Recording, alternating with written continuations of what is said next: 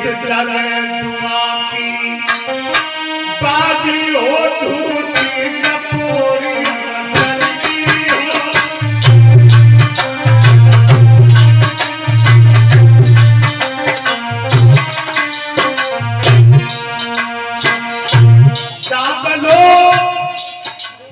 शराब पी के डीलर साहब तो बाहर हो और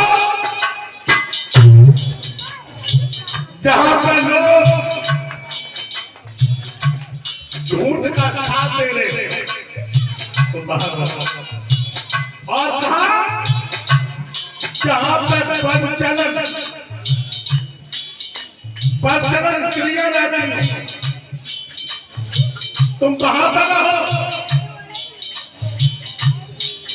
और जहां पे लोग शराब पीते वहां पर और कहां बताया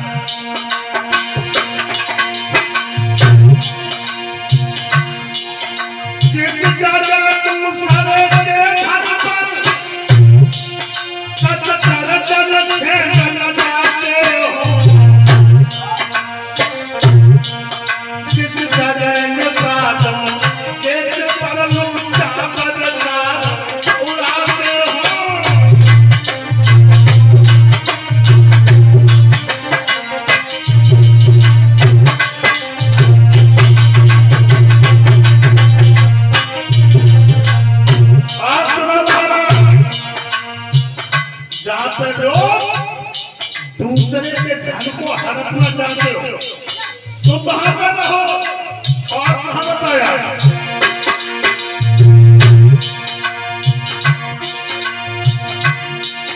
उस द्वारा पता करके भाई का दुश्मन भाई हो उस घर में जाकर केरा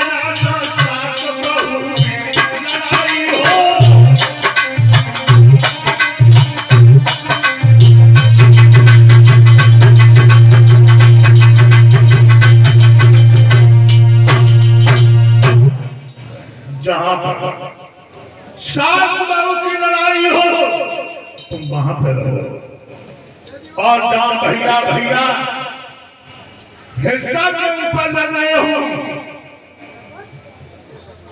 तुम वहां पर रहो लोगों कलयुग को स्थान बताए और जहां पर वर्तमान स्त्रियां रहती हो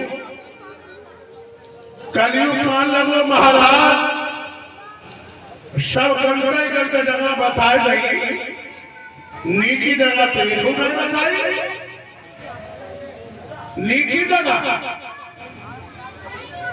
और एक बात और बताओ आज जो तुम्हें महामारी जो अंधे हैं जो अंधे ये अंधे क्यों हैं मानो हमारे मोहम्मद कभी ने देखा तो हमारे देश के बिना पढ़े लिखे पर स्त्री गमन कर ढोले पर स्त्री गमन कर ढोले और 70 जन्म अंधो हुई ढोले जो पराई बहन बेटी का धर्म के बात में डीलर वे 70 जन्म अंधे होकर इस मृत्यु लोक में घूमते कलयुग वाले वो सबगंते की जगह बताई माला नहीं की जगह नहीं बताई कहां लगे जाओ तो सोने में और बात तो कलयुग ने कहा करो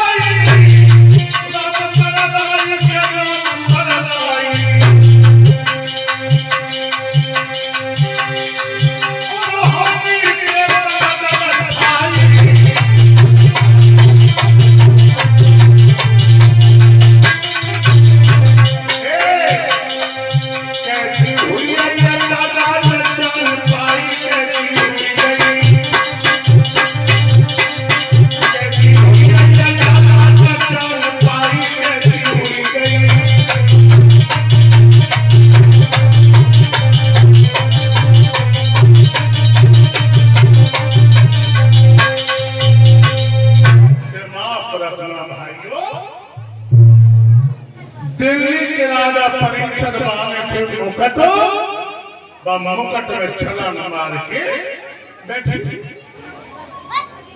अब यहाँ पे संख्या वाली बात पैदा हो गई। संख्या वाली बात सही है।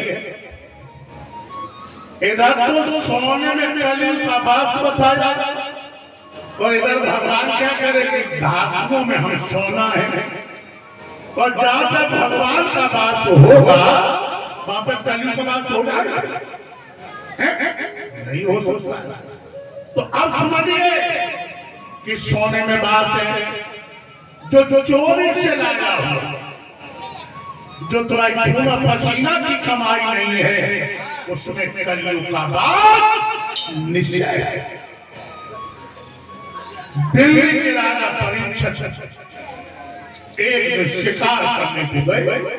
जेठ को महीना रहे, भयंकर लू चल रही, प्यास लगी और जब कहां पहुंचे, लोमस ऋषि के आश्रम। लोमस ऋषि के 3 नाम थे लोगों, लोमस ऋषि, समीपा ऋषि और भ्रंडी ऋषि। दोपहरी का वक्त था, प्यास लगी। और एक बार बताऊं, पहले के महात्मा त्रिकाल संध्या किया करते थे। त्रिकाल सुबह, दोपहर और शाम। पहले के महात्मा दोपहरी का वक्त था और लोग ऋषि भगवान के ध्यान में मगन थे। और दिल्ली के राजा परीक्षित मुकदमा ने सिर पे कलियुग इनने कहा, हमें मालूम पड़ता लंगोटी वाले महात्मा ने मुझे देख के आंखें बंद कर दी। घोड़ा पे बैठा बुलबुलाया और कहने लगा, ओरे लंगोटी वाले महात्मा,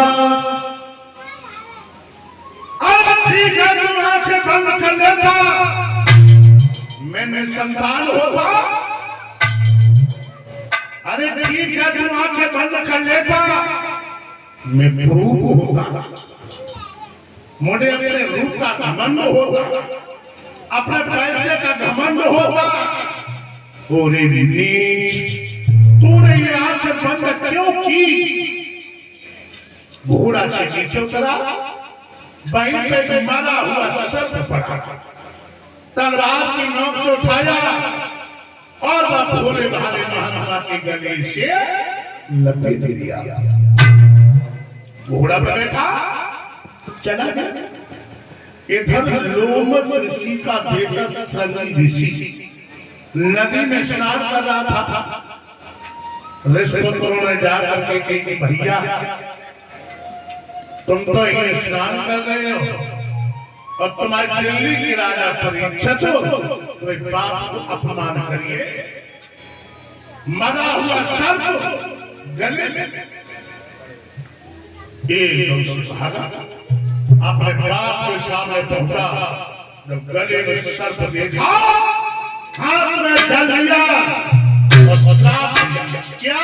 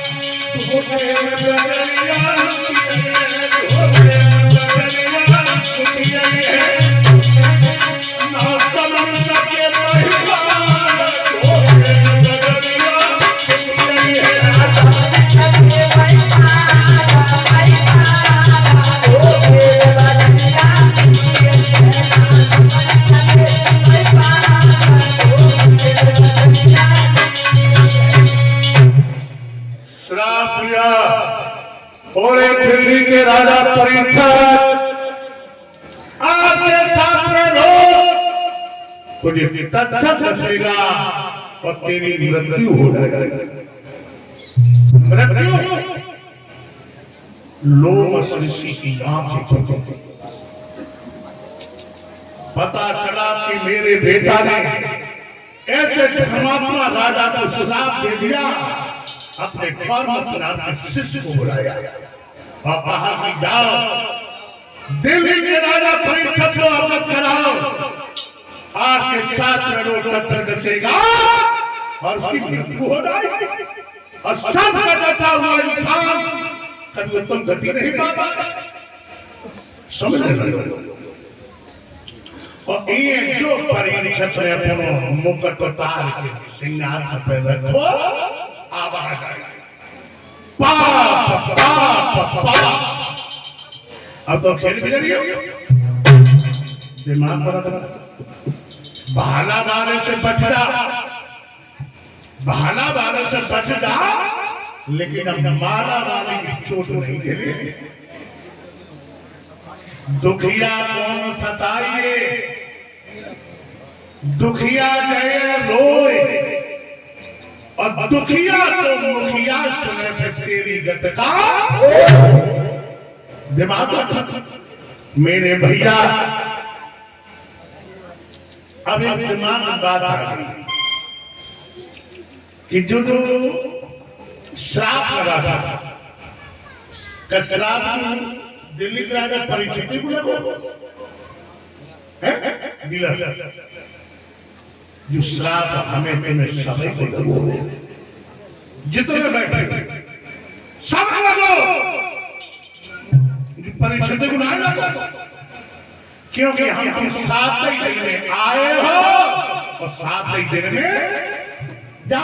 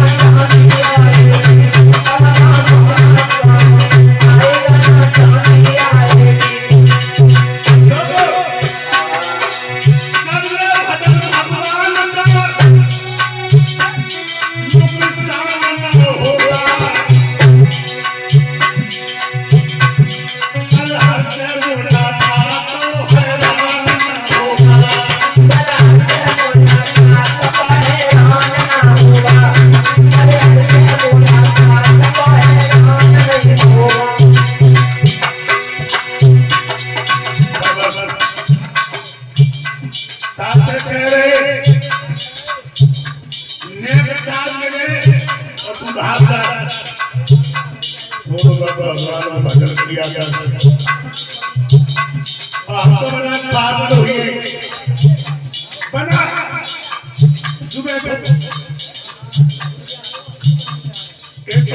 भक्ति नाम को अंकुश नहीं है, भजन और जिसका चरण और आज जिसका चरण बना जीवन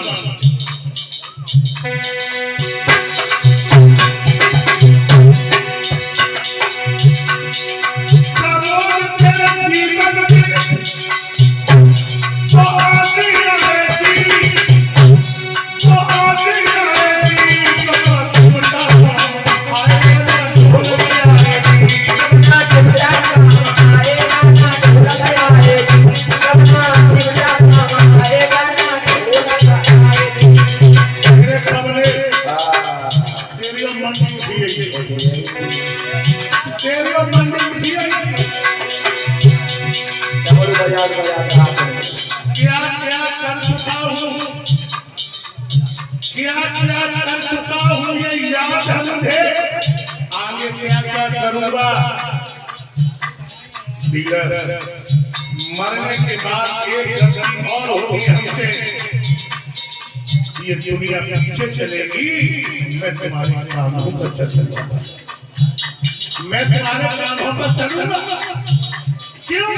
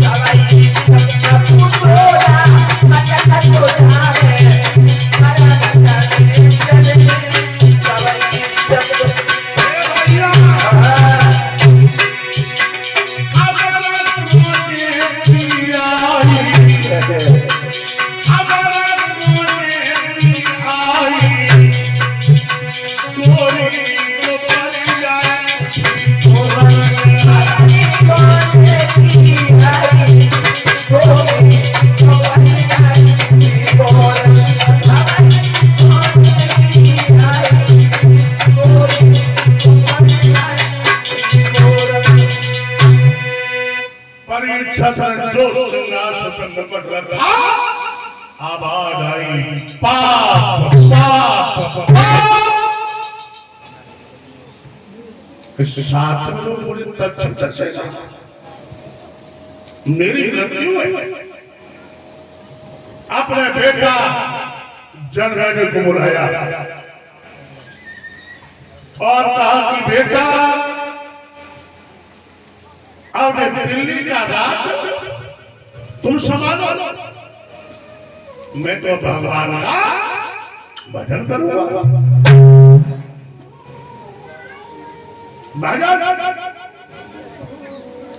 देखो यहाँ पे सोचने की बात, एक एक तमाचो लगो बैराग हुई बैराग। आज हम देख रहे हैं लोगों गाँव भारत में हो रही है।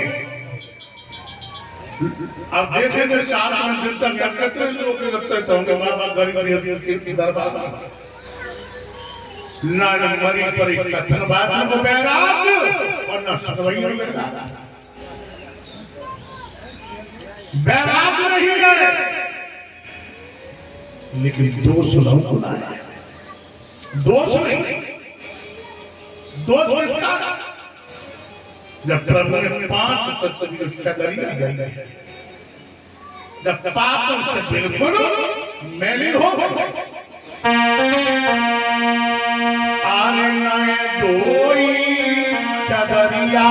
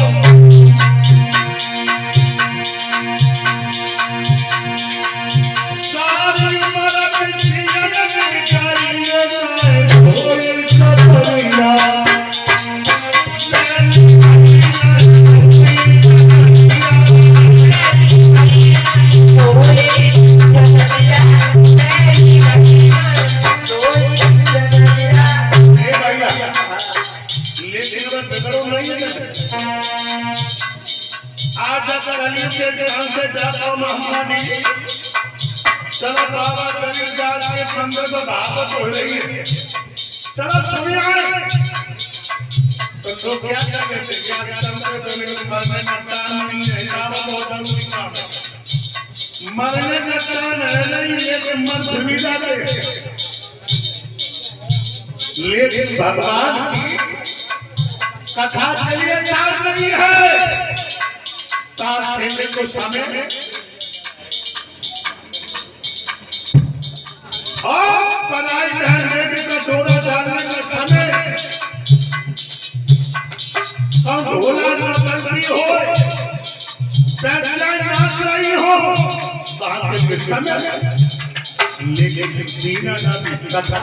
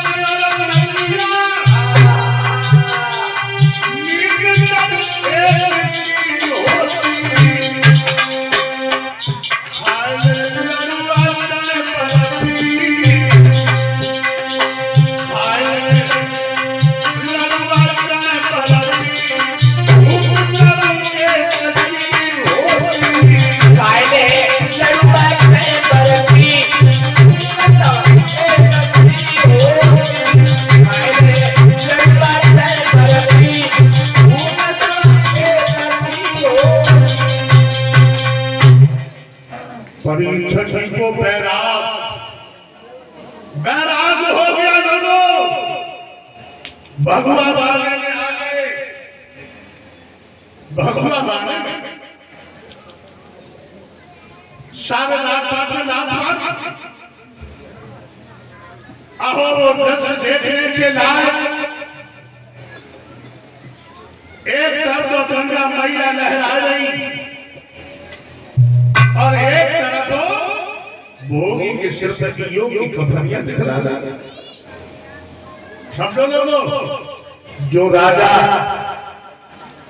रस भरे राग सुना करता था, जो राजा अपनी रानी के साथ में रंगरलियां मनाया करता था, आज वो समय के चक्कर में मौत की घड़ियां निहारने लगा।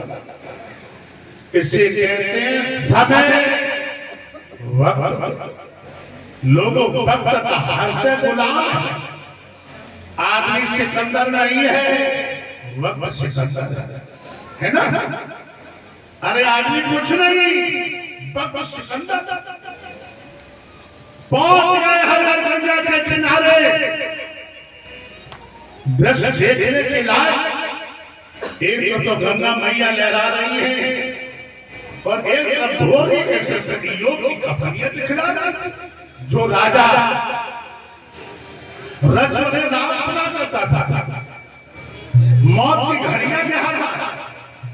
भरद्वाज जब लगे नारद वशिष्ठ पाराशर ऋषियों के जहां तक हम नाम गिनाए, 88 ऋषि ने आकर के दिल्ली के राजा परीक्षित को घेर लिया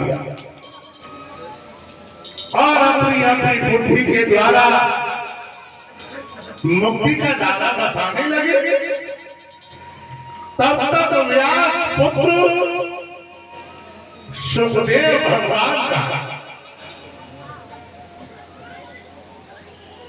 पदार्पण हुआ।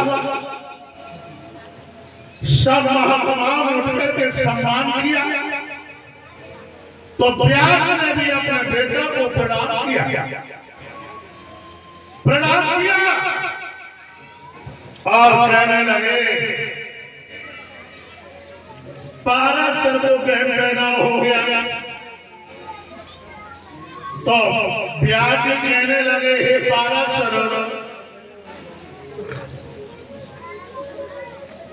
आपको बहन पैदा हो गया, जो मैंने अपने बेटा को प्रदान किया तुम्हें नहीं मालूम। हम बेशक ऋषियों के धर्मांगन धुरंधर ज्ञानी हैं, लेकिन परमात्म लोक में देखा जाए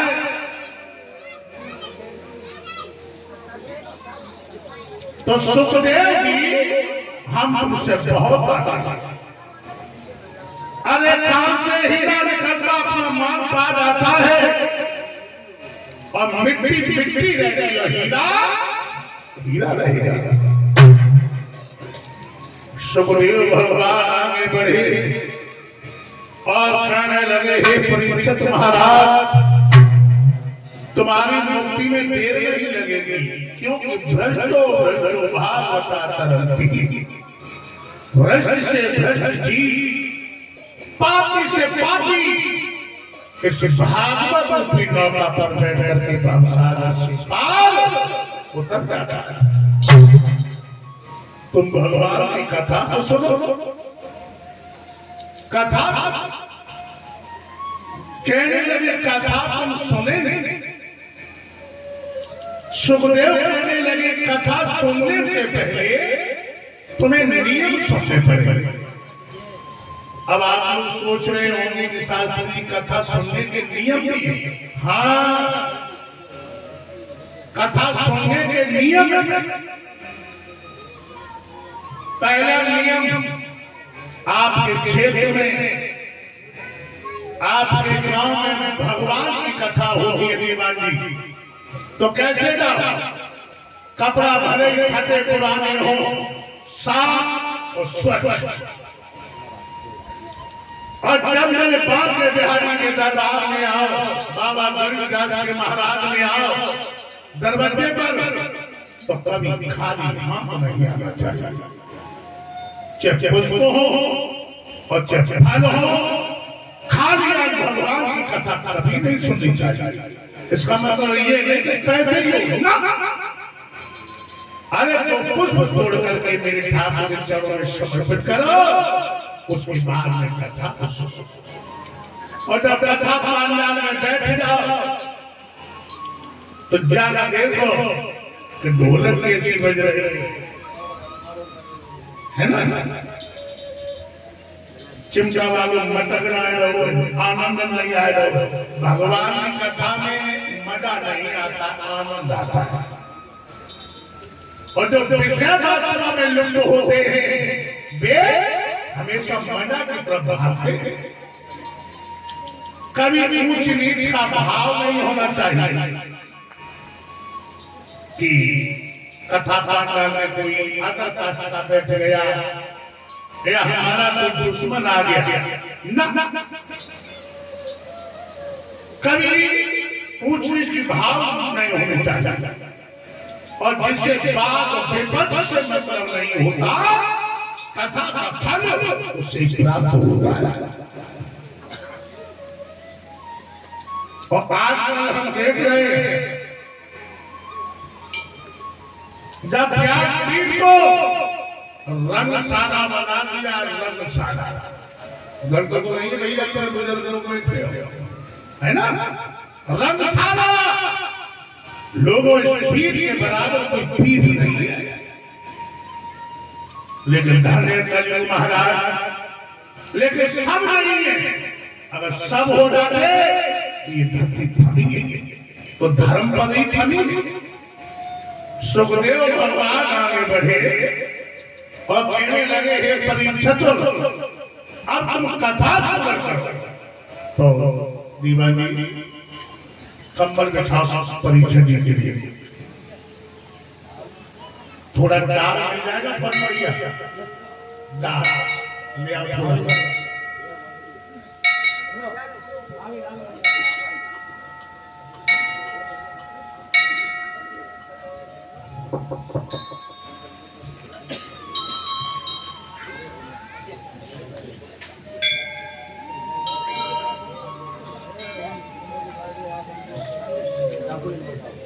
भाई तब तक कंबल बिछाओ।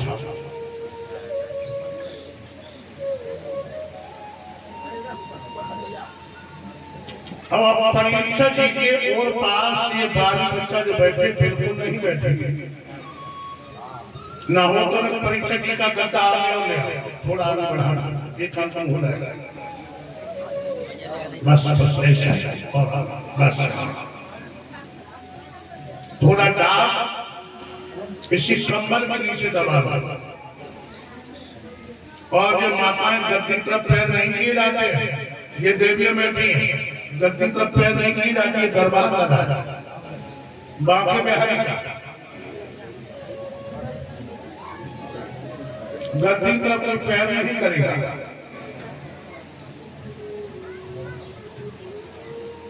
दादा मंगा लो। और अब घर के लोग माला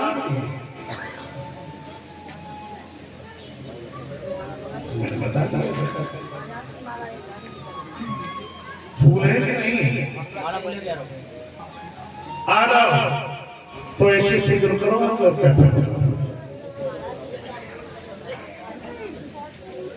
परीक्षा को आने वाला परीक्षा भागवत की गांठी खोलो।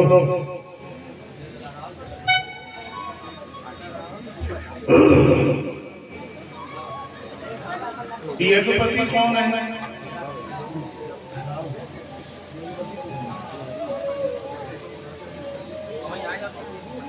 तो आप आ जाओ। चलो चलो ऊपर चलिए।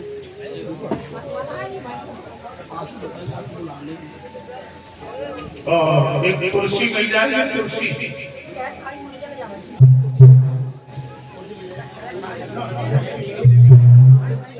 पौधा चाहिए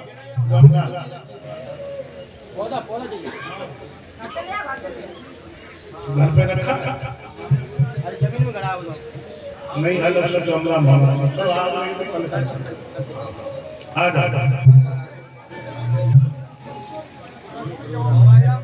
ठीक है भाइयों को लाए हैं।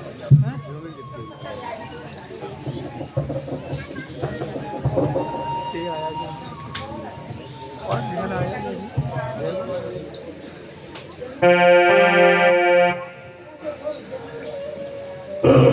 आज हमारे परीक्षित महाराज, यज्ञपति महाराज भागवत का पूजन करने को तैयार है और सुखदेव भगवान व्यासपीठ पर विराजमान होने के लिए जा रहे हैं और परीक्षित महाराज अपनी मुक्ति का यज्ञ कर रहे हैं।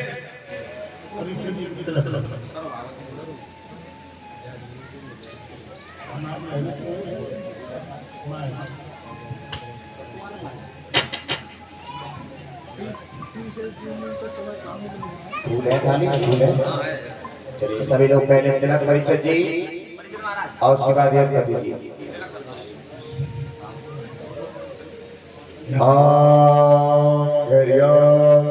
सच्चिदानंद रूपाय विश्वोत्पत्त्यादिहेतवे तापत्रय विनाशाय श्री कृष्णाय वयं नमः।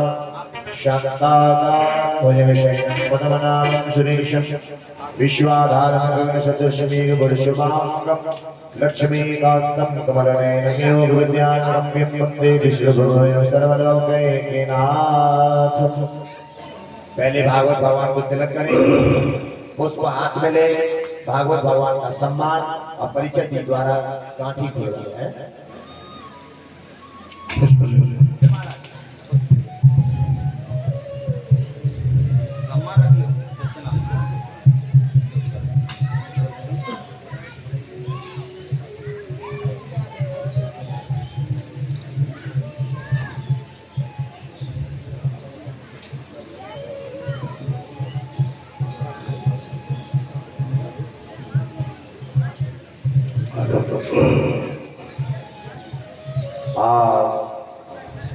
कहाँ है वो श्री कृष्ण मुरारी, श्री कृष्ण मुरारी चाचा जी कहाँ है रे?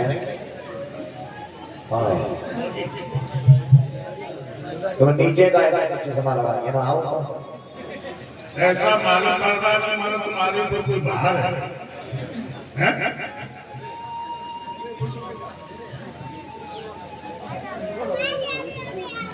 लगा कमर के नीचे रखो, कमर के नीचे नीचे कमर नीचे छोड़ो।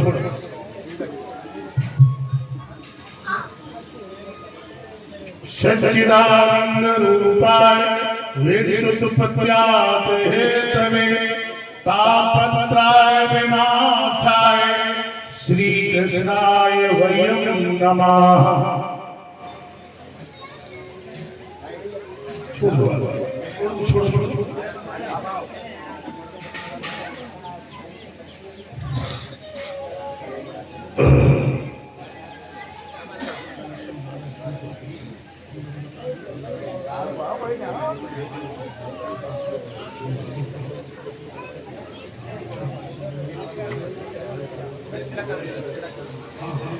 चलो चलो चलो परिचय जी भागवत का छोड़ो, रुको नहीं।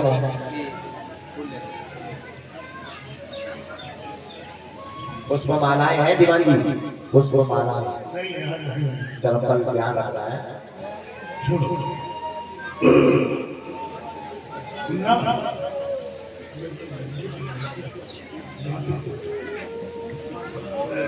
परिचय जी हाथ लगा और कृष्ण कुमार जी ये खुलना है।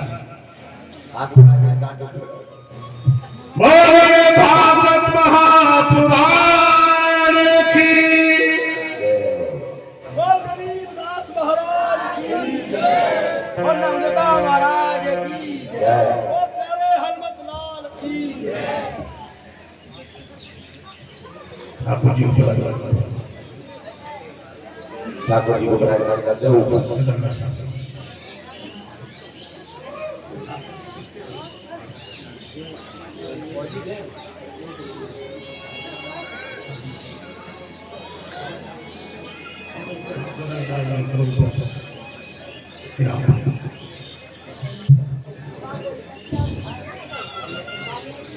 बोलिए ठाकुर जी महाराज की जय। बस चलिए अब परिचय जी और जगपति जी आप लोग मिलकर के व्यास मुनि का, व्यास जी महाराज का तिलक करेंगे। पुष्प माला हो तो ठीक है, नहीं तो तिलक इत्यादि करके और इनको पुष्प मालाएं दक्षिणाएं दान दे करके सम्मान करेंगे। चलिए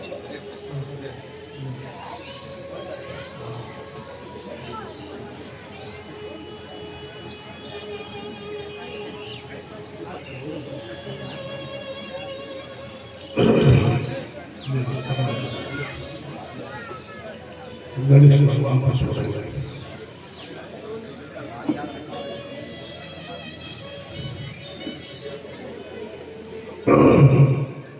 परीक्षा जी आप और ये रोजाना दिन चलेगा, ठीक है? हम जाने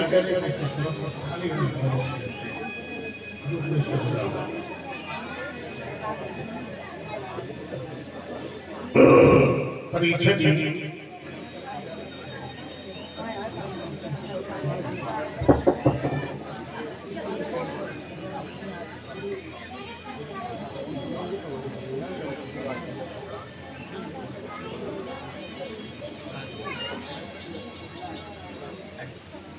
चलो परीक्षा जी आप आसन पे बीमार न करना मेरे भगवत प्रेमी हो। आज सुखदेव भगवान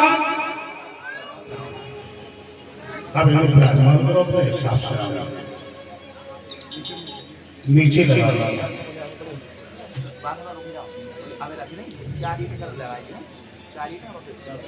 परीक्षक महाराज कथा सुनने को तैयार है। अब इन भगवान का कीर्तन और कथा प्रारंभ होने के लिए जा रही है, तो माता नाच नाच करके बधाई डाला, नाच नाच करके बाबा गरीबदास के दरवाजे पर नाच के बधाई डालो और कथा प्रारंभ हो रही है। हेलो